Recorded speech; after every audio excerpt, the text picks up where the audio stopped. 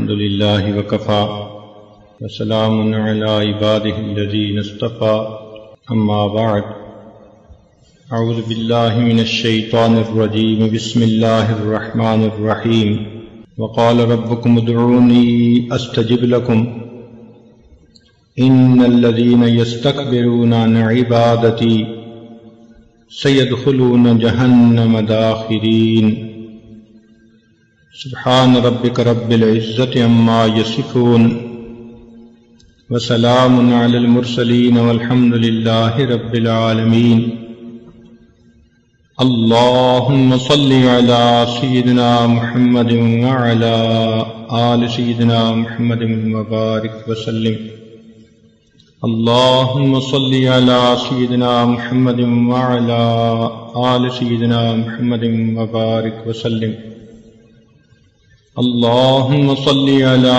سيدنا محمد وعلى آل سيدنا محمد وبارك وسلم اللہ رب العزت اپنی صفات میں کامل ہیں، بندہ اپنی صفات میں ناقص ہے۔ اللہ تعالیٰ ہر خیر کے دینے والے ہیں اور بندہ ہر خیر کا لینے والا ہے۔ بندے کی نقائص کا یہ عالم کہ یہ سامنے دیکھے تو اسے پیچھے نظر نہیں آتا، دائیں دیکھے تو بائیں نظر نہیں آتا، اوپر دیکھے تو اسے نیچے نظر نہیں آتا، جبکہ اللہ رب العزت کا دیکھنا اتنا کامل ہے، کالی رات ہو، کالی چٹان ہو، اس کے اوپر اگر کوئی کالی چیونٹی بھی چل رہی ہو تو اللہ رب العزت اس کو چلتا ہوا دیکھتے ہیں۔ انسان کا سننا اتنا ناقص کہ اگر ایک وقت میں یہ کسی سے گفتگو کر رہا ہو اور دوسرے لوگ بھی آپس میں قریب بیٹھے باتیں کر رہے ہوں تو اس کو بات سننے میں دشواری ہوتی ہے۔ ہم نے کتنی مرتبہ دیکھا کہ ٹیلی فون پہ بات کرتے ہوئے اگر کمرے میں کوئی دوسرا بھی بول رہا ہو تو اسے کہنا پڑتا ہے کہ جی آہستہ بولیں، مجھے بات سمجھ نہیں آ رہی، جبکہ اللہ رب العزت کا دیکھنا اتنا کامل ہے، اللہ رب العزت کا سننا اتنا کامل ہے کہ حضرت آدم علیہ السلام سے لے کر قیامت تک آنے والا آخری انسان، مرد، عورت، بچے اور بوڑھے سب کے سب ایک میدان میں جمع ہو جائیں اور ایک ہی وقت میں اللہ رب العزت سے دعائیں مانگیں، اللہ تعالیٰ اس پر قادر ہے ان سب کی الگ الگ دعا کو سن لے۔ تو انسان اپنی صفات میں ناقص ہے، اللہ رب العزت اپنی صفات میں کامل ہے۔ انسان ہر خیر کا لینے والا ہے، اللہ تعالیٰ ہر خیر کے دینے والے ہیں۔ چنانچہ ہمارے پاس جو کچھ بھی ہے یہ ہمارا اپنا ذاتی نہیں، ملکیت نہیں، یہ سب اللہ رب العزت کی دین ہے اور اس کی عطا ہے۔ آپ ذرا غور فرمائیں، اگر اللہ تعالیٰ ہمیں صحت نہ دیتے ہم بیمار ہوتے، اگر اللہ تعالیٰ ہمیں مال نہ دیتے ہم بیکاری ہوتے، اگر اللہ تعالیٰ ہمیں بینائی نہ دیتے ہم اندھے ہوتے، گویائی نہ دیتے ہم گنگے ہوتے، سماعت نہ دیتے تو ہم بہرے ہوتے، ہاتھ پاؤں نہ دیتے تو لولے لنگڑے ہوتے، اگر اللہ تعالیٰ ہمیں کھانا نہ دیتے ہم بھوکے ہوتے، پانی نہ دیتے تو ہم پیاسے ہوتے، کپڑے نہ دیتے ہم ننگے ہوتے، اگر اللہ تعالیٰ گھر نہ دیتے بے گھر ہوتے، اولاد نہ دیتے لاولد ہوتے، اگر اللہ تعالیٰ ہمیں عزت نہ دیتے ہم دنیا میں ذلیل ہوتے، اگر اللہ تعالیٰ ہمیں عقل نہ دیتے تو ہم پاگل ہوتے۔ معلوم ہوا یہ جو عزتوں بھری زندگی ہم دنیا میں گزارتے پھر رہے ہیں یہ سب اللہ رب العزت کا کرم اور احسان ہی ہے۔ چنانچہ ہارون رشید ایک مرتبہ پیاسا تھا اور اس نے پانی مانگا تو لانے والے نے پانی کا پیالہ لا کر دیا۔ ایک اللہ والے وہاں بیٹھے ہوئے تھے، انہوں نے کہا بادشاہ سلامت، پانی پینے سے پہلے ذرا میری بات سن لینا کہ اگر آپ کو پیاس لگی ہو اور پوری دنیا میں ایک پیالہ کے سوا کہیں پانی نہ ہو اور وہ پانی والا آپ سے قیمت مانگے تو آپ کتنی قیمت دے کر پانی کا پیالہ خرید لیں گے؟ بادشاہ نے کہا کہ میں اپنی آدھی سلطنت دے کر بھی وہ پانی خریدوں گا اور پیوں گا۔ اس نے کہا اچھا، اگر آپ نے وہ پانی پی لیا اور وہ پانی آپ کے جسم میں جا کر کہیں بلاک ہو گیا، یورینیشن نہیں ہو رہی اور آپ کو سخت تکلیف ہو رہی ہے، کیونکہ جن مریضوں کا پیشاب بند ہو جاتا ہے وہ تو زندگی اور موت کی کشمکش میں ہوتے ہیں، مچھلی کی طرح تڑپ رہے ہوتے ہیں۔ اگر آپ کی یہی حالت ہو اور پوری دنیا میں ایک طبیب ہے جس کے پاس دوا ہے جس سے وہ پیشاب آسانی سے خارج ہو سکتا ہے، تو آپ بتائیں کہ کتنے پیسے دے کر وہ دوائی خریدیں گے؟ بادشاہ نے کہا کہ اپنی آدھی سلطنت دے کر بھی وہ دوائی خریدوں گا۔ اس نے کہا بادشاہ سلامت، معلوم ہوا کہ آپ کی پوری حکومت ایک پانی کا پیالہ خریدنے اور جسم سے اس کو گزار کر نکال دینے کے برابر ہے، اور آپ سوچیں آپ نے زندگی میں کتنے پیالے پانی پیا، کیسے کیسے مشروبات پیے، اللہ تعالیٰ کی کن کن نعمتوں کو استعمال کیا۔ آپ کیسے سوچ سکتے ہیں کہ آپ اللہ تعالیٰ کی نعمتوں کا شکر ادا کر سکتے ہیں؟ تو واقعی بات ایسی ہے، ہم تو اپنے سر سے لے کے پاؤں تک اللہ تعالیٰ کی نعمتوں میں ڈوبے ہوئے ہیں، بلکہ ہمیں ان نعمتوں کا استحضار بھی نہیں ہے کہ وہ نعمتیں کون کون سی ہیں۔ چنانچہ انسان جب کھانا کھاتا ہے تو اس کے جو فوڈ کا پائپ ہے اس کے اندر اللہ تعالیٰ نے ایک وال بنایا ہوا ہے، وہ ون وے وال ہے، یعنی جب غذا جاتی ہے تو وہ نیچے جانے دیتا ہے، اور اگر غذا باہر نکلنا چاہے تو وہ اس کو روک لیتا ہے۔ اس لیے ابھی ایک بندے نے کھانا کھایا اور ابھی وہ سر کے بل کھڑا ہو جائے تو اس کے منہ سے غذا واپس نہیں آتی، وہ والو اسے روک لیتا ہے۔ ہمیں احساس ہی نہیں کہ یہ اللہ تعالیٰ کی کتنی بڑی نعمت ہے۔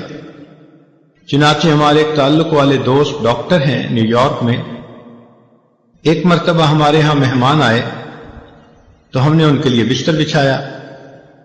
وہ کہنے لگے کہ حضرت میں تو لیٹ کر سونے کی نعمت سے محروم ہوں۔ پوچھا وہ کیوں؟ کہنے لگے کہ وہ جو کھانے کی نالی کے اندر ایک والو ہوتا ہے وہ میرا والو لیک ہو چکا ہے، چنانچہ اگر میں لیٹ جاؤں تو میرے پیٹ کا جتنا بھی کھانا ہوتا ہے وہ منہ کے راستے باہر آتا ہے، لہذا میں لیٹ نہیں سکتا، مجھے ساری رات بیٹھ کے سونا ہے۔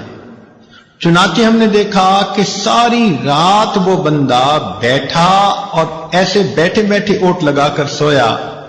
اس دن ہمیں محسوس ہوا کہ اے اللہ، لیٹ کر سو جانا بھی آپ کی کتنی بڑی نعمت ہے۔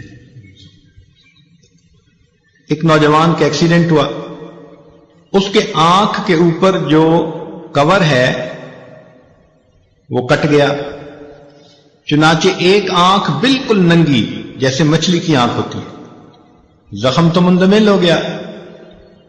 ڈاکٹر نے اسے کہا کہ اب آپ کو یہ آنکھ بار بار دھونی پڑے گی دن میں۔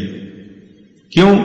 کہ ہوا کے اندر جو پولیوشن ہوتی ہے اس کی وجہ سے ڈسٹ کی ایک لیئر اس کے اوپر تھوڑی تھوڑی دیر بعد جمے گی، تو آپ کو اسے دھونا پڑے گا۔ چنانچہ اس نے دھونا شروع کر دیا، ہر گھنٹے 2 گھنٹے کے بعد آنکھ میں پانی ڈالے۔ اب جب بار بار یہ عمل شروع کیا تو 1 مہینے کے بعد اس کے رخسار کا جو گوشت تھا وہ اتنا سینسٹیو ہو گیا کہ پانی کے لگنے سے درد ہوتی تھی۔ اس نے ڈاکٹروں کو کہا کہ اس مصیبت سے کیسے میری جان چھوٹ سکتی ہے؟ انہوں نے کہا کہ دیکھیں، اللہ تعالیٰ نے ایک نظام بنایا ہے کہ ہر انسان کی پلکوں کے نیچے ایک پانی کا سسٹم ہے، وہ آٹومیٹک تھوڑی تھوڑی دیر بعد پانی ریلیز کرتا ہے، اور انسان پلک چھپکتا ہے تو اس کی آنکھوں کی سکرین اس سے صاف ہوتی رہتی ہے۔ یوں سمجھیں کہ یہ ہماری آنکھوں کی ونڈ سکرین کا وائپر ہے، اور وہ ہر وقت صاف ہوتی ہے تو ہمیں محسوس نہیں ہوتا۔ اب سوچئے، جب اس نعمت سے کوئی بندہ محروم ہوا تب اس کو احساس ہوا کہ پلک چھپکنا بھی اللہ رب العزت کی کتنی بڑی نعمت ہے۔ تو جب ہم اتنے ہی محتاج ہیں تو ہمیں چاہیے کہ ہم اپنی ان نعمتوں کو اللہ تعالیٰ سے مانگیں۔ اللہ تعالیٰ سے نعمتیں مانگنا اس عمل کو دعا کہتے ہیں، اور قدرتی بات ہے کہ رمضان مبارک کا یہ مقدس مہینہ ویسے بھی مانگنے کا مہینہ ہے، اور اس عاجز کو آج دعا مانگنے کے لیے ہی بلایا گیا ہے۔ تو دل میں خیال آیا کہ دعا سے متعلق ہی کیوں نہ چند باتیں کہہ دی جائیں۔ ممکن ہے کہ اگر یہ بات سامعین کے سمجھ میں آ گئی اور انہوں نے رمضان مبارک میں اللہ تعالیٰ سے صحیح انداز سے دعائیں مانگی تو یقیناً ان کا فائدہ ہو جائے گا۔ نبی علیہ السلام نے فرمایا، الدعاء مخ العبادہ، دعا عبادت کا نچوڑ ہے۔ جیسے کسی چیز کی کریم ہوتی ہے نا کوئی، تو یوں سمجھیں کہ دعا عبادت کا مغز ہے۔ اور دوسری حدیث پاک میں فرمایا، الدعاء هو العبادہ، کہ دعا ہی عبادت ہے۔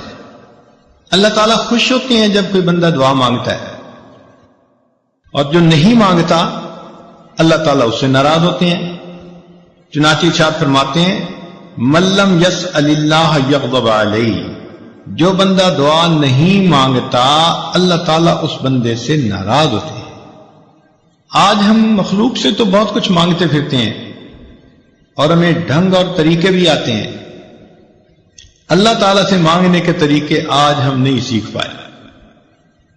چنانچہ مخلوق کے مانگنے میں اور اللہ رب العزت سے مانگنے میں چند بنیادی فرق ہیں۔ ذرا توجہ سے بات سنیے گا۔ پہلی بات تو یہ کہ مخلوق سے اگر آپ بار بار مانگیں تو مخلوق ناراض ہوتی ہے۔ آپ دوست سے ایک دفعہ کوئی چیز مانگیں وہ دے دے گا، دوسری دفعہ مانگیں دے دے گا، تیسری دفعہ موڈ بنا لے گا، چوتھی دفعہ بولنا چھوڑ دے گا، اور پانچویں دفعہ آپ سے تعلق توڑنے کا اعلان کر دے گا کہ یہ کیسا آدمی ہے، ہر وقت مانگتا ہی رہتا ہے۔ تو مخلوق سے بار بار مانگو تو مخلوق ناراض ہوتی ہے، جبکہ اللہ رب العزت کا معاملہ عجیب ہے۔ بندہ ایک دفعہ مانگے وہ دیتے ہیں، دو دفعہ مانگے وہ دیتے ہیں، جتنی بار مانگے اتنی بار دیتے ہیں۔ بلکہ جو بندہ ہر چیز اللہ سے مانگے، ہر وقت اللہ سے مانگے، اللہ تعالیٰ اس بندے کو اپنا ولی اور دوست بنا لیتے ہیں۔ وہ فرماتے ہیں کہ یہ ہمارا ایسا بندہ ہے کہ ہمارے سوا کسی اور سے یہ مانگتا ہی نہیں۔ ایک دوسرا فرق یہ ہے کہ اگر ہم مخلوق سے کوئی مانگے تو کئی مرتبہ دے تو دیتے ہیں مگر غصے میں آ کے دیتے ہیں۔ مثال کے طور پہ ایک آدمی ڈرائیونگ کر رہا ہے، والدہ بھی پاس بیٹھی ہے، اب کسی جگہ ریڈ لائٹ پر اس نے گاڑی کو روکا تو ادھر سے کوئی فقیر بھی آ گیا، اس نے ونڈو گلاس کو کھٹکھٹایا تو اس نے اشارہ سے کہہ دیا کہ بھئی معاف کر دو۔ مگر مانگنے والے بھی بڑے مستقل مزاج ہوتے ہیں، وہ پھر مانگتا ہے، وہ پھر مانگتا ہے، حتیٰ کہ آپ کو غصہ آتا ہے کہ یہ جاتا کیوں نہیں۔ اتنے میں آپ کی والدہ کہہ دیتی ہے کہ بیٹا اسے کچھ دے دو۔ اب ماں کے کہنے کی بنا پر آپ اپنی جیب سے 2 روپے نکال کر دیتے تو ہیں، مگر کتنی غصے والی نظروں سے اس فقیر کو دیکھتے ہیں، اور دیتے ہوئے یوں کہہ رہے ہوتے ہیں کہ جیسے بھائی لو اور دفع ہو جاؤ۔ تو دیا بھی مگر غصے سے دیا، بوجھ سمجھ کے دیا۔ مگر اللہ تعالیٰ کا معاملہ اور ہے، بندہ اس سے جتنا بھی مانگے، جب بھی مانگے، اللہ تعالیٰ کبھی بھی ناراض ہو کر نہیں دیتے، بلکہ ہمیشہ بندے کو پیار سے دیا کرتے ہیں۔ پھر مخلوق کے مانگنے میں ایک اور بھی ہے کہ اگر آپ کسی امیر بندے کے پاس جائیں اور ان سے کہیں جی کہ مجھے ایک چونی دے دیں، اور وہ بندہ اربوں پتی ہو، تو وہ آپ سے غصہ کرے گا کہ آپ نے مجھے کیا فقیر سمجھا ہوا ہے جو مجھ سے چونی مانگنے آ گئے۔ اور اگر آپ کسی غریب کے پاس جائیں اور اسے کہیں بھئی مجھے 10 کروڑ کا قرضہ چاہیے، تو وہ ناراض ہو جائے گا، یار آپ نے میرے پاس کوئی خزانہ دیکھا ہے۔ تو عجیب بات، امیر سے تھوڑا مانگیں تو وہ ناراض، اور فقیر سے زیادہ مانگیں تو وہ ناراض۔ مگر اللہ رب العزت کا معاملہ ایسا ہے کہ بندہ اس سے جتنا مانگے، تھوڑا یا زیادہ، اللہ تعالیٰ دیتے ہیں۔ بلکہ حدیث پاک میں آتا ہے کوئی بندہ اپنے جوتے کا ٹوٹا ہوا تسمہ بھی اللہ سے مانگتا ہے، اللہ تعالیٰ وہ بھی دے کر خوش ہو جاتا ہے۔ پھر ایک فرق اور بھی ہے مخلوق سے مانگنے میں کہ اگر وہ دیں گے تو دن کے کچھ وقت میں دیں گے، شام کو دروازے بند ہو جائیں گے۔ آپ رات کو کسی کے دروازے پہ جائیں تو دروازے کو بند پائیں گے۔ تو دروازے دینے والے کے کبھی کھلتے ہیں، کبھی بند ہو جاتے ہیں، مگر اللہ رب العزت کا دروازہ ایسا ہے کہ جو دینے والوں کے لیے ہمیشہ کھلا رہتا ہے۔ لا تأخذہ سنۃ ولا نوم، اللہ تعالیٰ کو نہ اونگ آتی ہے نہ نیند آتی ہے۔ کس لیے؟ ایسا نہ ہو میرا بندہ میرے دروازے پہ سائل بن کر آئے اور دینے والا سویا ہوا ہو۔ اللہ تعالیٰ کی شان اس سے بلند ہے، وہ کتنا کریم پروردگار ہے کہ جس کا دروازہ کبھی بند ہی نہیں ہوتا۔ پھر جن لوگوں کے پاس ہم جاتے ہیں ان کو خود اپنی ضرورتیں ہوتی ہیں۔ آپ اگر دنیا میں کسی سے مانگیں، وہ کہے گا یار مجھے اپنی ضرورت ہے، میں نے قرضہ دینا ہے، حالات میرے ذرا ٹائٹ ہو گئے ہیں، میری پیمنٹ رک گئی ہے، مجھ سے قرضے والے مطالبہ کر رہے ہیں،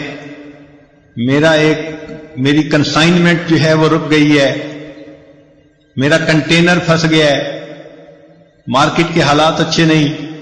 تو آپ اگر مخلوق میں سے کسی سے مانگیں تو وہ خود محتاج اپنی 10 ضرورتیں آپ کو بیان کر دے گا، لیکن اللہ رب العزت سے مانگیں تو اللہ تعالیٰ کا معاملہ اور ہے۔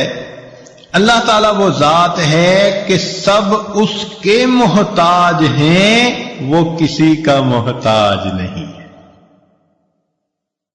پھر مخلوق سے مانگنے میں اور اللہ تعالیٰ سے مانگنے میں ایک فرق اور بھی ہے کہ اگر دنیا میں کوئی بندہ ذرا ذی حیثیت بنتا ہے نا، تو اس کی کوشش ہوتی ہے کہ اپنوں کو نوازے۔ آج دنیا میں کسی کو حکومت ملے تو وہ اپنی پارٹی کے بندوں کو ہی نوازتے ہیں، اور ان کی کوشش ہوتی ہے کہ اگر کوئی حزب مخالف میں ہے تو اس کے جو کچھ پاس ہے اس سے بھی محروم کر دو، ان کے منہ سے نوالے بھی چھین لو۔ تو مخلوق اپنوں کو عطا کرتے ہیں اور غیروں کو محروم کرتے ہیں۔ اللہ تعالیٰ کا معاملہ اور ہے، وہ اس دنیا میں اپنوں کو بھی عطا کرتا ہے جو کلمہ پڑھنے والے بندے ہیں، جنہوں نے اللہ کو مانا، اور جنہوں نے اللہ کو نہ مانا ان کفار کو بھی اپنی رحمانیت کے صدقے اللہ تعالیٰ اس دنیا میں اولاد دیتا ہے، عزت دیتا ہے، مال دیتا ہے، صحت دیتا ہے۔ تو معلوم ہوا کہ اللہ تعالیٰ وہ ذات ہے جو فقط اپنوں کو ہی نہیں نوازتے، وہ اس دنیا میں اپنے غیروں کو بھی عطا فرما دیتے ہیں، وہ یاروں کو بھی دے دیتے ہیں اس دنیا میں، اور غداروں کو بھی دے دیتے ہیں، بلکہ اپنوں کو تو دال ساگ پہ راضی کر دیتے ہیں، اور غداروں کو تو معلوم نہیں کیا کیا تر لقمے کھلا دیتے ہیں۔ فرماتے ہیں کہ اگر مجھے ایمان والوں کا ڈر نہ ہوتا، خوف نہ ہوتا کہ یہ بہک جائیں گے، تو ان کافروں کی چھتوں کو، ان کی سیڑھیوں کو، ان کے گھروں کو میں سونے کا بنا دیتا، اس لیے کہ پوری دنیا میری نظر میں مچھر کے پر کے برابر بھی حیثیت نہیں رکھتی۔ پھر مخلوق سے مانگنے میں اور خالق سے مانگنے میں ایک اور فرق بھی ہے کہ جس سے آپ کو مانگنا ہے پہلے آپ کو اس سے تعلق بنانا پڑے گا، تحفے طائف لے کے جانے پڑیں گے۔ تو دنیا میں کسی کے پاس جاؤ تو پوچھیں گے کیا لائے ہو، کیا گفٹ لائے، افسر صاحب کے لیے کیا کچھ لائے۔ تو دنیا میں کسی کے پاس جاؤ تو جواب ملے گا کہ کیا لائے ہو، جبکہ اللہ رب العزت وہ ذات ہے کہ جب بھی اس کے دروازے پہ بندہ جائے وہ ہمیشہ بندے سے یہ پوچھتا ہے میرے بندے تم میرے دروازے پر کیا لینے کے لیے آئے ہو۔ مخلوق کے بارے میں دیکھا کہ اگر وہ کسی پہ کچھ احسان کریں بھی اور انہیں اڑتی ہوئی خبر ملے کہ فلاں بندہ تو میرے بارے میں الٹی بات کر رہا تھا، تو وہ شک کی بنا پر بھی اپنے ان احسانات کو تعاون کو روک دیتے ہیں۔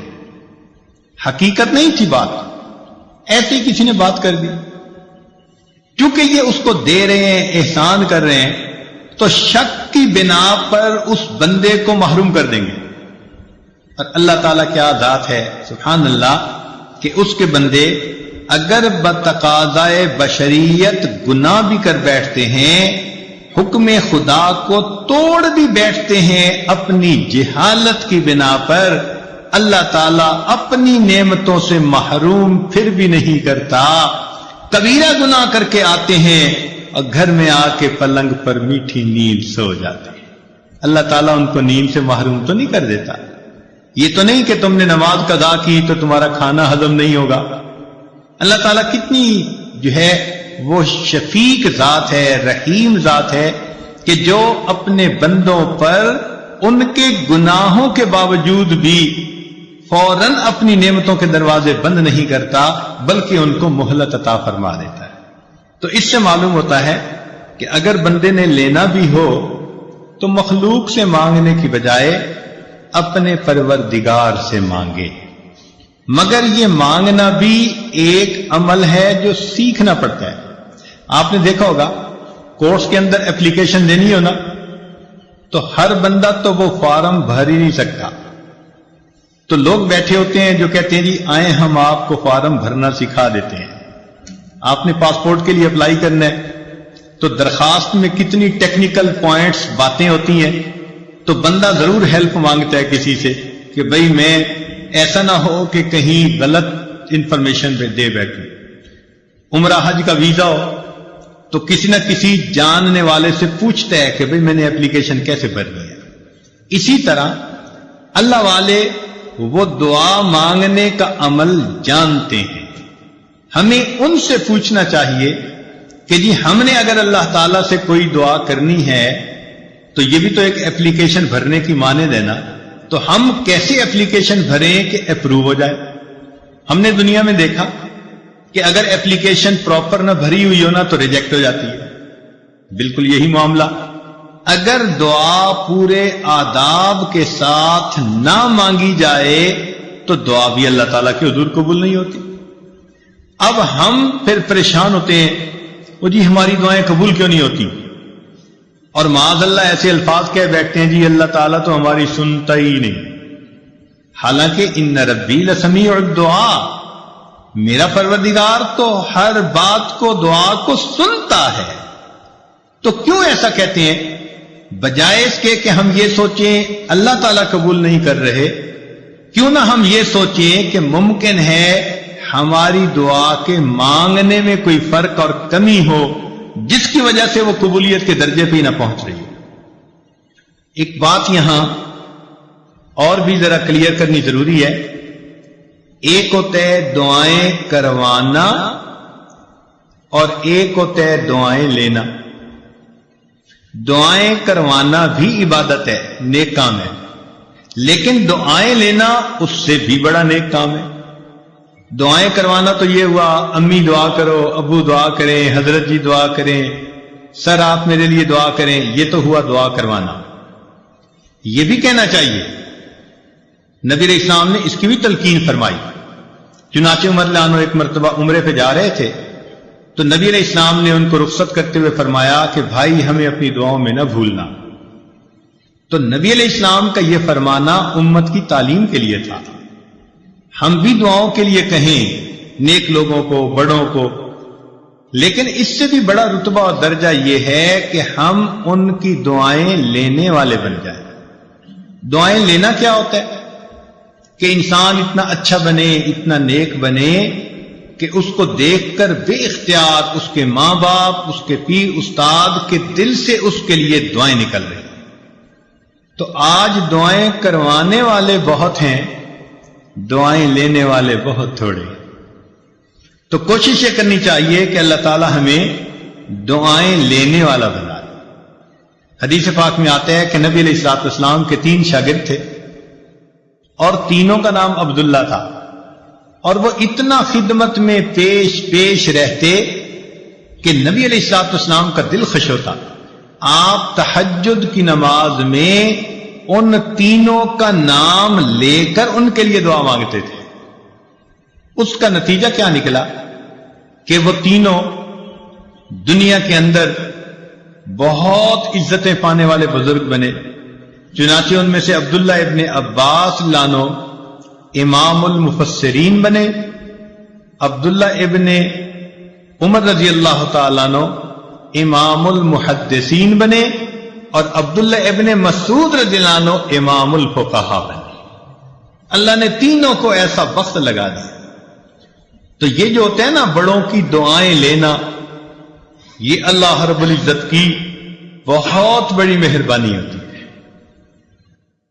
بہرحال ایک بات ذہن میں رکھیے کہ آج ہم جو کوتاہی کرتے ہیں نا دعا مانگنے میں، وہ یہ ہوتی ہے کہ ایک تو ہم جلدی مایوس ہو جاتے ہیں۔ ہم چاہتے ہیں آج ہم نے دعا مانگی اور بس شام ہونے سے پہلے دعا کی قبولیت سامنے نظر آ جائے۔ آج کل عورتیں ایسے سمجھتی ہیں کہ جیسے ہم نے خاوند کو صبح کام کہا تو شام تک ہونا چاہیے، اگر نہیں ہوا تو شکوہ کریں گی۔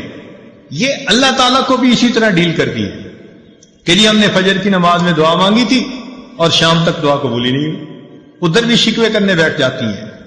اللہ تعالیٰ ہے، اس سے مانگنے کا طریقہ ہے، اس کی بارگاہ میں ناز نہیں چلتا، اس کے ہاں نیاز چلتی ہے، عاجزی چلتی ہے۔ کئی مرتبہ عورتوں کو دیکھا خط میں اپنے حالات لکھتی ہیں کہ جی میں نے دعا مانگی قبول نہیں ہوئی، بس میں نے تو دعائیں مانگنی چھوڑ دی۔ یعنی جیسے خامن سے روٹھ جاتا ہے، یہ خدا کی بندیاں اپنی کم علمی کی وجہ سے اپنے خدا سے بھی روٹھی پھرتی۔ یہ نہیں دیکھیں گی کہ بھائی دعا مانگنے میں تو کوئی کمی ہوگی نا، جس وجہ سے یہ اپلیکیشن ریجیکٹ ہو گئی ہے، اس پہ غور نہیں کریں گی، بلکہ اللہ تعالیٰ اور جی ہماری تو سنتا ہی نہیں۔ کیوں نہیں سنتا؟ حدیث پاک میں آتا ہے ہر بندے کی دعا قبول ہوتی ہے، مگر قبولیت کے 3 انداز ہیں۔ یا تو جیسے مانگی منو ان قبول ہو گئی، یا اللہ تعالیٰ اس کے بدلے کوئی بڑی مصیبت اس بندے سے دور کر دیتے ہیں، یا اس کو نام اعمال میں ذخیرہ کے طور پر لکھوا دیتے ہیں، اور قیامت کے دن اس کو اتنا دیں گے۔ حدیث پاک میں آتا ہے کہ وہ بندہ دعا مانگے گا، اللہ دنیا میں میری کوئی دعا نہ پوری ہوتی، ہر دعا ذخیرہ بنی ہوتی، اور آج اس دن مجھے اس کا اجر ملتا تو کتنی اچھی بات ہوتی۔ 3 میں سے کسی نہ کسی ایک صورت میں دعا کا بدلہ ضرور ملتا ہے۔ اب اللہ تعالیٰ پابند تو نہیں ہے نا کہ ہم نے مانگی ہے تو اسی کو پورا کر دے۔ اللہ تعالیٰ حکمت والے ہیں، وہ دیکھتے ہیں کہ یہ دعا اس کے لیے پورا ہونا بہتر ہے یا برا ہے۔ کئی دفعہ بندہ پیسہ مانگتا ہے اور اللہ تعالیٰ جانتے ہیں کہ اس کو پیسہ مل گیا نا تو یہ اس کو ہضم نہیں کر پائے گا، یہ ایمان سے ہی محروم ہو جائے گا، یہ دین سے ہی محروم ہو جائے گا، تو اللہ تعالیٰ پھر اس کی اس دعا کو اس طرح قبول نہیں کرتے۔ جیسے بچہ انگارہ پکڑنا چاہے تو ماں کتنی محبت کرنے والی ہوتی ہے، مگر انگارہ نہیں پکڑنے دیتی۔ اب بچہ روئے جی امی میری بات نہیں مانتی، نہیں، بچے کو نہیں پتا کہ وہ اس کے لیے نقصان دہ ہے، ماں کو پتا ہے۔ اسی طرح ہم نے جو مانگا ہمیں کیا پتا وہ ہمارے لیے ٹھیک ہے یا نہیں۔ اللہ تعالیٰ چونکہ رحیم و کریم ہے، اس لیے جو بندے کے لیے بہتر نہیں ہوتا اللہ تعالیٰ وہ نہیں کرتے۔ چنانچہ کئی بچیاں چاہتی ہیں کہ جی فلاں جگہ شادی ہو جائے، ہر بندہ چاہتا ہے پسند کی شادی ہو، تو اب ان کی اگر نیت بن گئی کہ ادھر شادی ہو جائے اور ہو نہیں رہی تو بس سب سے بیزار، بڑی دعائیں مانگی، بڑے وظیفے کیے، بڑا قرآن پڑھا، اور جی ہماری تو دعا قبول ہی نہیں ہوتی۔ اللہ کی بندی، آپ کو کیا پتا کہ وہ جو اس وقت اتنی محبتوں کا تمہارے ساتھ اظہار کر رہا ہے، کل کو تمہارے ساتھ وہ کیا برتاؤ کرے گا؟ ممکن ہے کل کو وہ تمہیں سرے سے ہی طلاق دے دے، کل کو وہ تمہاری بجائے کسی اور کے ساتھ اپنے تعلق بنا لے اور تمہیں گھر کے اندر ذلیل کرے، دوسروں کے سامنے بے عزت کرے، اور تم اس وقت جینے کی بجائے مر جانے کو ترجیح دینے لگو۔ تو اس وقت انسان سوچتا ہے جی ادھر میرا رشتہ ہو جائے، اور وہ کہتے ہیں جی میری دعا قبول ہی نہیں ہوتی۔ بھائی قبول اس لیے نہیں ہو رہی، اللہ تعالیٰ بہتر جانتے ہیں۔ تو اس لیے دعا جب بھی مانگی جاتی ہے، اگر بندے کے حق میں بہتر ہو تو اللہ تعالیٰ اسی طرح پورا کر دیتے ہیں، بہتر نہ ہو تو اللہ تعالیٰ پورا نہیں کرتے۔ مثال کے طور پہ ایک بندے نے کہا اللہ مجھے امیر بنا دے، غنی بنا دے، اللہ تعالیٰ نہیں بناتے۔ کیوں؟ اللہ تعالیٰ جانتے ہیں اس کو مال ملا تو یہ اولاد کی تربیت کر نہیں سکے گا، اس کی اولاد نافرمان بن کے ایمان سے بھی خارج ہو جائے گی۔ کتنے لوگ ہیں مال ان کے گھر میں آ جاتا ہے اور ان کی اولاد ان کے ہاتھوں سے نکل جاتی ہے۔ ہمیں کیا پتا کہ کس وجہ سے یہ دعا قبول نہیں ہو رہی؟ اللہ تعالیٰ پہ بھروسہ رکھیں، اعتماد رکھیں، اس کو اپنے اوپر ماں سے بھی 70 گنا زیادہ مہربان سمجھتے ہوئے سوچیں کہ کوئی نہ کوئی حکمت ہوگی جو من و ان قبول نہیں ہو رہی۔ اور ہمیں کیا پتا کہ اللہ تعالیٰ نے اس دعا کے بدلے کوئی مصیبت سے بچایا ہو۔ آپ ذرا غور کریں، آپ گاڑی میں جا رہی ہیں اور کئی مرتبہ بس ایکسیڈنٹ ہوتے ہوتے بچتا ہے، تو ممکن ہے آپ کی مانگی ہوئی کسی دعا کے صدقے اللہ تعالیٰ نے آپ کو ایکسیڈنٹ سے بچا لیا۔ زلزلہ آیا، لاکھوں انسان مرے بھی اور زخمی بھی ہوئے، ہمیں جو اللہ نے اس زلزلے میں بچا لیا، کیا پتا کسی وقت کی مانگی ہوئی کوئی دعا ہو۔ تو یوں کہہ دینا جی ہم نے مانگی ہے دعا قبول نہیں ہوتی، یہ جلد بازی اللہ تعالیٰ کے بارگاہ میں ظاہر کرنا مناسب نہیں۔ دعا مانگنی چاہیے، مانگتے رہنا چاہیے۔ آپ نے دیکھا ہوگا کہ بچہ کوئی چیز مانگتا ہے تو ماں شروع میں منع کر دیتی ہے، نہیں دینی، پھر مانگتا ہے، پھر وہ کہتی ہے نہیں دینی، جھڑکی بھی دے دیتی ہے۔ لیکن جب بچہ مانگتا رہتا ہے، اس چھوٹے سے بچے کو بھی پتا ہے کہ میں مانگتا رہوں گا نا تو امی دے دے گی۔ چنانچہ تھوڑی دیر کے بعد جب وہ روتا دھوتا ہے ماں کے سامنے، ماں چیز بھی لے کے دے دیتی ہے اور اٹھا کے سینے سے بھی لگا لیتی ہے۔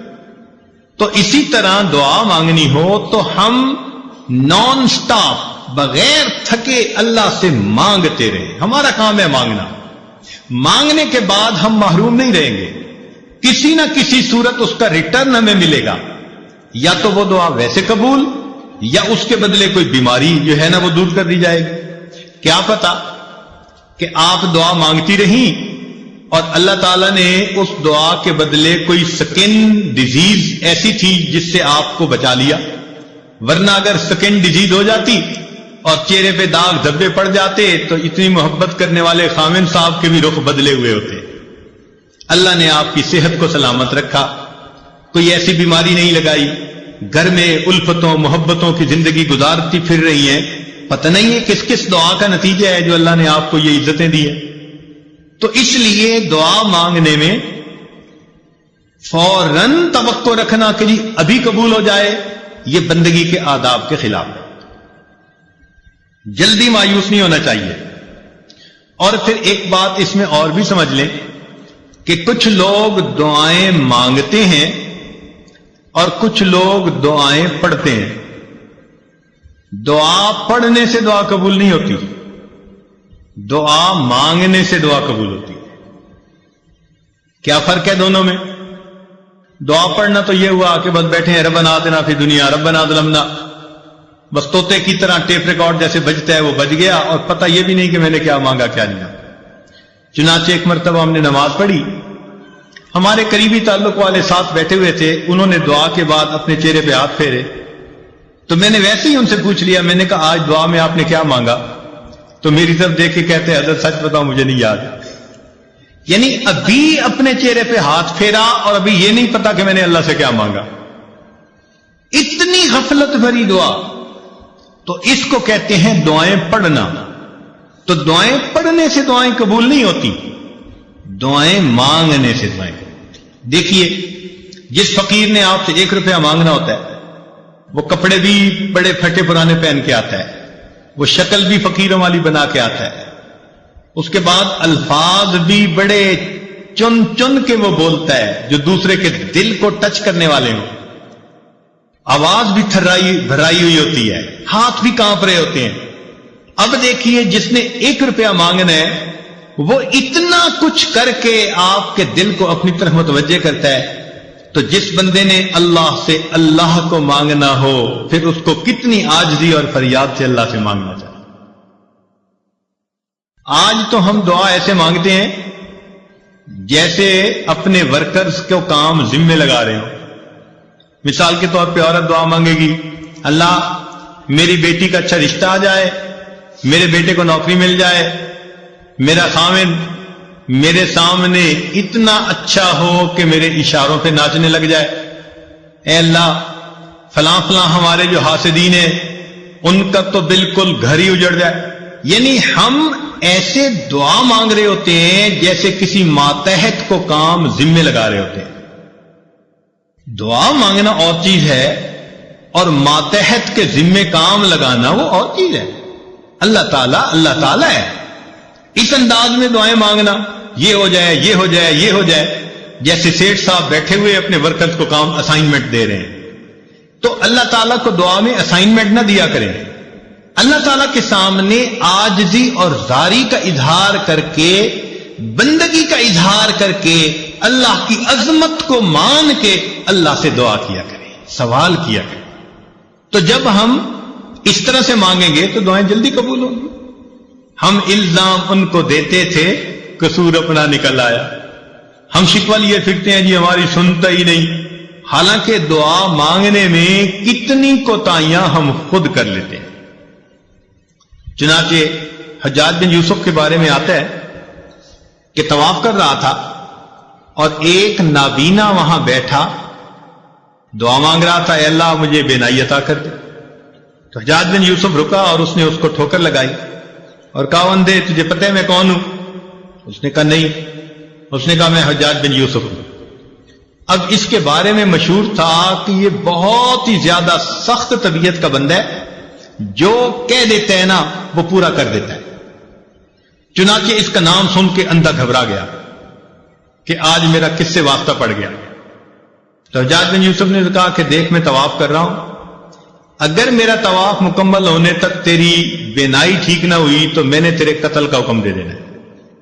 اور اس نے ایک پولیس والا بھی ساتھ کھڑا کر دیا کہ یہ اندھا بھاگنے نہ پائے، اور خود طواف کرنے لگ گیا۔ اب تو جی اندھے کا حال عجیب، آنسو بھی گر رہے ہیں اور کانپ بھی رہا ہے اور دعا مانگ رہے، اللہ پہلے تو بینائی کا سوال تھا، اب تو میری زندگی کا سوال۔ ایسے تڑپ کے اس نے دعا مانگی، کہتے ہیں کہ حجاج بن یوسف جب واپس آیا اللہ نے اس کی بینائی عطا فرما دی تھی۔ تو حجاج بن یوسف نے اس سے کہا کہ جیسے تم پہلے بیٹھے دعا مانگ رہے تھے نا، ساری عمر بیت اللہ کے سامنے اس طرح بیٹھ کے دعا مانگتے، تمہاری دعا قبول نہیں ہو سکتی تھی، کیونکہ یہ زبان سے نکل رہی تھی، دل سے نہیں نکل رہی تھی۔ اب جب تمہیں اپنی جان کا خوف ہوا، اب تڑپ کے دل سے دعا مانگی، اور دل سے جو بات نکلتی ہے اثر رکھتی ہے، پر نہیں طاقت پرواز مگر رکھتی ہے۔ تو اس لیے دعا ہمیشہ انسان ایسے مانگے کہ تڑپ کے مانگے، دل سے دعا نکلے، پھر دیکھیں اس کے بعد اللہ رب العزت کی طرف سے کیسے رحمتیں ہوتی ہیں۔ ایک بات ذہن میں رکھنا کہ جو شرفاء ہوتے ہیں نا، سخی لوگ ہوتے ہیں، ان سے اگر کوئی تھوڑا بھی مانگے نا تو وہ اپنے مقام کے مناسب زیادہ دیتے ہیں۔ مثلا اگر کوئی مجھ سے سوال کرے تو ہو سکتا ہے میں اس کو 10 روپے دے دوں، کسی امیر سے سوال کرے وہ 1000 روپیہ دے دے، کسی وزیر سے بات کرے وہ 10,000 دے دے، ملک کے صدر سے جا کر مانگے تو وہ 1,00,000 روپیہ دے دے، اور اگر سعودی عرب کے بادشاہ سے مانگے تو وہ ملین میں دے دے گا، اس لیے کہ اس کا دین اتنی بڑی۔ تو دنیا کا ہر بندہ اپنی شان کے مطابق دیتا ہے۔ یہ ذہن میں یاد رکھ لیجئے، اللہ تعالیٰ جب قبول فرماتے ہیں تو بندے کو اپنی شان کے مطابق عطا فرما دیتے ہیں۔ وہ اتنے کریم پروردگار ہیں۔ چنانچہ بندے کے یعنی مانگنے والے کا دامن چھوٹا اور دینے والے کی دین بڑی ہوتی ہے۔ جس نے بھی مانگا، مجھے بچپن کا ایک واقعہ یاد ہے۔ ایک محلے کا دکاندار تھا اور میرے والد صاحب کے ساتھ اس کے بڑے اچھے تعلقات دوستانہ تھے۔ جب کبھی اس دکاندار سے میں کوئی چیز سودا لینے جاتا تو وہ سودا بھی تولتے تھا، اور جب وزن پورا ہو جاتا تو کچھ اوپر بھی ڈال دیتا۔ تو مجھے یہ بات سمجھ میں نہ آتی، بہت چھوٹی عمر تھی، تو میں نے ایک دفعہ اپنے ابو سے پوچھا کہ وہ تولتا تو ہے اور جب بالکل وزن پورا ہو جاتا ہے وہ کچھ اوپر بھی ڈال دیتا ہے۔ تو ابو نے بتلایا کہ بیٹے یہ اس کی محبت ہے کہ جتنا حق بنتا ہے وہ حق سے زیادہ ہمیں دیتا ہے۔ وہ بچپن کی بات آج یاد آتی ہے کہ اگر ایک انسان کے اندر محبت ہے، اخلاص ہے، تعلق ہے، وہ مانگنے والے کو اس کی مانگ سے زیادہ دیتا ہے، تو اللہ رب العزت تو بڑے کریم ہیں، رحیم ہیں۔ بندہ جب اللہ تعالیٰ سے مانگتا ہے، اللہ تعالیٰ اس کی توقعات سے بھی بڑھ کر اسے عطا فرما دیتا ہے۔ اب اس کی طرح 2-4 مثالیں سن لیجئے۔ حضرت ابراہیم علیہ السلام اپنی بیوی سیدہ ہاجرہ رضی اللہ تعالی عنہ اور اپنے بیٹے اسماعیل علیہ السلام کو ملک شام سے لے آئے اور انہوں نے مکہ مکرمہ میں آ کر آباد کیا۔ وہاں پر کہیں سبزہ ہی نہیں تھا، نام و نشان ہی نہیں تھا، بالکل بواد غیر ذی زرع،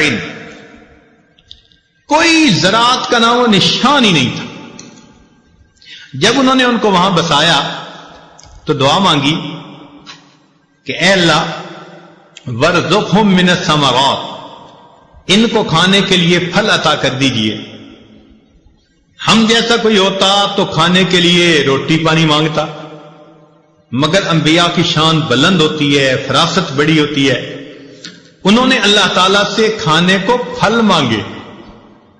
اب دیکھیے کہ اللہ تعالیٰ نے ان کی دعا کی قبولیت کا جہاں تذکرہ کیا تو وہاں ارشاد فرمایا یجبا الیہ ثمرات کل شیء، اے میرے پیارے ابراہیم، ہم اس جگہ ہر چیز کے پھل پہنچائیں گے۔ حالانکہ ثمرات الاشجار کہہ دیتے تو بھی بات ٹھیک تھی کہ درختوں کے پھل، اور مانگنے والے کی نیت تو درختوں کے ہی پھل تھی نا، مگر جب دینے والے نے دینے کا اعلان کیا تو ثمرات الاشجار نہیں کہا، ثمرات کل شیء، ہر چیز کا ثمر پہنچے گا۔ چنانچہ آج آپ دیکھیں کہ کھیتیوں کا ثمر سبزیاں ہیں، درختوں کا ثمر ان کے پھل ہیں، ملوں کا ثمر ان کا پروڈکٹ ہے، کسی کا ثمر کپڑا، کسی کا ثمر چینی، کسی کا ثمر پلاسٹک کی چیزیں۔ تو پوری دنیا میں جو ثمر بھی کہیں سے نکل رہا ہے اللہ تعالیٰ اس کو اس مکہ مکرمہ کے دیش میں پہنچا رہے ہیں۔ انسانوں کا ثمر ان کی اولاد ہوتی ہے، اور دیکھو انسان اپنی اولاد کو وہاں بھیجنے کے لیے دعائیں مانگے، او جی دعا کرو میرے بیٹے کا سعودی عرب میں کام بن جائے۔ ہم اپنے دل کے ثمر کو بھی وہاں بھیجنے کے لیے تیار۔ تو دیکھیے انہوں نے تو درختوں کے پھل مانگے، اللہ نے ہر چیز کا پھل اس جگہ پر پہنچا دی۔ دوسری مثال، بی بی آسیہ، فرعون کی بیوی، جب اس نے ایمان قبول کر لیا، فرعون کو پتا چلا تو اس نے پہلے وارننگ دی، اور جب اس کو پتا چلا کہ یہ پکی ہے تو اس نے کہا کہ دیکھ میں تمہیں اس محل سے ذلیل کر کے نکال دوں گا۔ چنانچہ کتابوں میں تفصیل لکھی ہے، اس نے اس کو بہت سخت سزائیں بھی دی اور بہت ہی بے عزت اور ذلیل کر کے گھر سے نکالا۔ عورت کے لیے گھر سے اس کو دھکا دے دیا جانا، اس سے بڑی سزا کوئی نہیں ہوتی. اس کو گھر والی کہتے ہیں نا، اور جب گھر والی کو بے گھر کر دیا جائے تو یہ اس کی زندگی کا سب سے بڑا صدمہ ہوتا ہے. چنانچہ اس ملکہ وقت کو اس نے اپنے محل سے ذلیل و رسوا کر کے نکال دیا. جب اس نے نکالا تو بی بی آسیہ نے اللہ سے دعا مانگی، رب ابن لی عندک بیتن فی الجنہ، اے اللہ مجھے اپنے قرب میں جنت کا گھر عطا کر دیجیے کہ اس جو ہے ظالم نے مجھے دنیا میں تو گھر سے نکال دیا، اے اللہ اس گھر کے بدلے میں جنت میں آپ کے قرب کا گھر چاہتی ہوں. اللہ تعالیٰ کو یہ دعا اتنی پسند آئی کہ قرآن مجید میں اس کا تذکرہ کیا. لیکن مزے کی بات بتائیں کہ مانگنے والی نے تو فقط گھر مانگا تھا اور دینے والے نے گھر بھی دیا اور گھر والا بھی دے دیا. چنانچہ روح المعانی تفسیر میں لکھی ہے کہ جب خدیجہ کبریٰ لانا کی وفات ہونے لگی تو نبی علیہ السلام نے فرمایا کہ خدیجہ جب جنت میں جانا تو میری بیویوں کو سلام کہنا. تو وہ بڑی حیران، اے اللہ کے نبی صلی اللہ علیہ وسلم میں دنیا میں آپ کی پہلی بیوی ہوں، جنت میں آپ کی بیویاں کون؟ تو نبی علیہ السلام نے فرمایا کہ اللہ تعالیٰ نے بی بی مریم اور آسیہ کو جنت میں میری بیویوں میں شمار فرما لیا. سبحان اللہ، مانگنے والی نے گھر مانگا تھا، دینے والے کی دین کتنی بڑی ہے، اللہ تعالیٰ اس کو اپنے محبوب کے ایسا خامد عطا فرما دیا. سیدنا عمر رضی اللہ عنہ مکہ مکرمہ سے مدینہ آ رہے ہیں، رات کو ایک جگہ لیٹ گئے، تہجد کے وقت آنکھ کھلی، دیکھا کہ آسمان پہ چاند چمک رہا ہے، نور برسا رہا ہے، خنکی تھی، رحمت کے نزول کا وقت تھا. تو ایسے وقت میں پھر اللہ سے مانگنے کو دل کرتا ہے. تو عمر رضی اللہ عنہ نے اٹھ کر اللہ سے دو دعائیں مانگی. ایک تو آسمان کے چاند کو دیکھ کے ان کو اپنے مدینہ کا چاند یاد آ گیا، نبی علیہ السلام کی یاد آئی، تو انہوں نے دو دعائیں مانگی. اللہم ارزقنی شہادتاً فی سبیلک، اللہ مجھے اپنے راستے میں شہادت عطا فرما، واجعل قبری فی بلد حبیبی، اور اپنے محبوب کے شہر میں میری قبر بنا دیجیے. اپنی دو دعائیں، دو آرزویں، دو حسرتیں اللہ کے سامنے پیش کی. اللہ تعالیٰ نے دعا کو قبول کر لیا، مگر دعا کو قبول کیا تو کیسے کیا؟ شہادت تو انہیں پہاڑ کی چوٹی پہ مل سکتی تھی، زمین کی گہرائیوں میں مل سکتی تھی، کہیں دریا میں مل سکتی تھی، کہیں گلی کے موڑ پہ مل سکتی تھی، مگر نہیں. اللہ تعالیٰ نے عمر لانوں کو شہادت تو دی، کہاں پر؟ باوضو ہیں، نماز کی حالت میں ہیں، اور نبی علیہ الصلوۃ والسلام کی مسجد میں ریاض الجنہ میں مصلی کے اوپر کھڑے ہیں، وہاں ان کو زخم لگایا جاتا ہے جو بالآخر شہادت کا سبب بنتا ہے. اب انہوں نے تو یہ تو نہیں مانگی تھی اللہ اپنے محبوب کے مصلی پہ مجھے شہادت عطا. تو مانگنے والے نے دیکھو فقط شہادت مانگی، مگر دینے والے کی دین اتنی بڑی کہ مانگنے والے کی توقع آپ سے بھی زیادہ ہوتی ہے. انہوں نے دعا مانگی تھی، اے اللہ محبوب کے شہر میں مجھے دفن ہونا نصیب فرما. تو اگر جنت بقیع میں دفن ہو جاتے تو دعا پوری ہو جاتی، مگر نہیں. اللہ تعالیٰ نے جب دعا قبول کی تو ان کی توقع سے بڑھ کر معاملہ کیا. کیا کہ اللہ تعالیٰ نے ان کے لیے اپنے محبوب کے حجرے میں محبوب کے قدموں میں دفن ہونے کی توفیق عطا فرما دی. تو دستور یہ نکلا کہ مانگنے والا جو بھی مانگتا ہے، دینے والا اس کی امیدوں سے بڑھ کر اپنی شان کے مطابق عطا فرماتا ہے. وہ دینے والا بڑا کریم ہے. خدا کی دین کا موسیٰ سے پوچھئے احوال کہ آگ لینے کو جائیں پیمبری مل جائے. ہم کو شکوہ ہے ہمارا مدعا ملتا نہیں، دینے والے کو گلا ہے کہ گدا ملتا نہیں. غفلت شعاری دیکھ کر بندے کی کہتا ہے کریم، دینے والا دے کسے دستے دعا ملتا نہیں. مانگنے والا ہاتھ ہو اور دل ہو تو پھر اللہ کیوں نہ عطا فرمائیں گے؟ وہ تو بلکہ دے کے خوش ہوتے ہیں. اس لیے ہمیں چاہیے کہ ہم اللہ کے حضور اللہ سے خوب نعمتیں مانگیں. ہمارے جانے میں دیر ہے، اس کی عطا میں دیر نہیں ہے. ہم تو مائل بکرم ہیں کوئی سائل ہی نہیں، راہ دکھلائیں کسے راہ رو منزل ہی نہیں، طور تو موجود ہے موسیٰ ہی نہیں۔ جب رات مانگنے کا وقت ہوتا ہے، عام دنوں میں تہجد کے وقت، فجر کے وقت آنکھ ہی نہیں کھلتی، کس قدر تم پہ گراں صبح کی بیداری ہے، ہم سے کب پیار ہے ہاں نیند تمہیں پیاری۔ تو اس لیے ہم اللہ تعالیٰ سے اگر اس قبولیت دعا کے وقت میں مانگیں، حدیث پاک میں آتا ہے کہ تہجد کے وقت ایک فرشتہ کہتا ہے حل من سائل فعطی له، ہے کوئی سوال کرنے والا کہ جس کے سوال کو پورا کر دیا جائے۔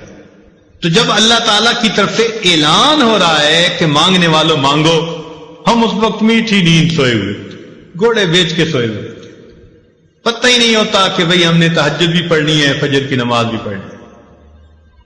کئی لوگوں کے لیے تو رمضان المبارک میں سحری میں اٹھنا مشکل ہے، عورتیں کہتی ہیں جی بس رات کھا لیں گے صبح اٹھا نہیں جاتا۔ اب بتائیے یہ ہمارا حال ہے۔ تو رمضان کے کچھ دن باقی رہ گئے، ان میں ہم اللہ تعالیٰ سے مانگیں۔ دیکھیے کتابوں میں لکھا ہے کہ ایک بوڑھا جس کی عمر 90 سال، بیوی بھی فوت ہو گئی، اولاد بھی نہیں تھی، بھائی بہن بھی چلے گئے، ماں باپ بھی چلے گئے، پوری دنیا میں وہ تنہا ہے۔ کسی پڑوسی نے اس کی روٹی ذمہ لے لی تھی اور انہوں نے اپنی بیٹھک میں اس کو رکھ لیا تھا، لیکن اس کی کھانسی کے بدلے، بلغم کے بدلے ان کے دل خراب ہوئے تو انہوں نے اس کو بھی جواب دے دیا۔ اب جب انہوں نے بھی اپنے گھر سے دھکا دے دیا، یہ بے سہارا بوڑھا، پوری دنیا میں اس کا کوئی نہیں، اب اگر اس کا دل ٹوٹا تو یہ سوچتا ہے کہ میں کہاں جاؤں، تو خیال آتا ہے کہ کیوں نہ میں اپنے رب سے جا کے دعا مانگوں۔ تو یہ بوڑھا ہانپتا ہوا، کانپتا ہوا، لاٹھی پکڑے، جھکی ہوئی کمر ہے، آنکھوں پہ اینک لگی ہوئی ہے، منہ میں دانت نہیں، پیٹ میں آنت نہیں، طاقت نہیں۔ اب اس وقت اگر یہ اللہ کے گھر کی طرف آہستہ آہستہ چل رہا ہے تو اللہ رب العزت اس باغی بوڑھے سے یہ نہیں پوچھتے تو نے اپنی جوانی کہاں ضائع کی، تیرا جمال کہاں گیا، تیرا مال کہاں گیا، اب تجھے میرا در یاد آیا۔ اللہ تعالیٰ اس باغی بوڑھے سے بھی شکوے نہیں فرماتے۔ اگر وہ اپنی موت سے پہلے زندگی میں اللہ کے در پر چل کر آتا ہے، اللہ تعالیٰ فرماتے ہیں کہ اگر وہ ایک بالش چلتا ہے میری رحمت 2 بالش چلتی ہے۔ وَإِنْ أَتَانِي يَمْشِي أَتَيْتُهُ هَرْوَلًا، اگر وہ میری طرف چل کے آتا ہے میری رحمت اس کی طرف دوڑ کے جا رہی ہوتی۔ تو جو پروردگار اتنا کریم ہے، کیوں نہ ہم اس کے در پہ جا کے اپنے آنے والی زندگی کے اچھے فیصلے مانگیں، اپنے اچھے نصیبے کی دعا مانگیں۔ اللہ رب العزت فرماتے ہیں وَأَمَّا السَّائِلَ فَلَا تَنْهَرْ، اور سوالی کو انکار نہ کرو۔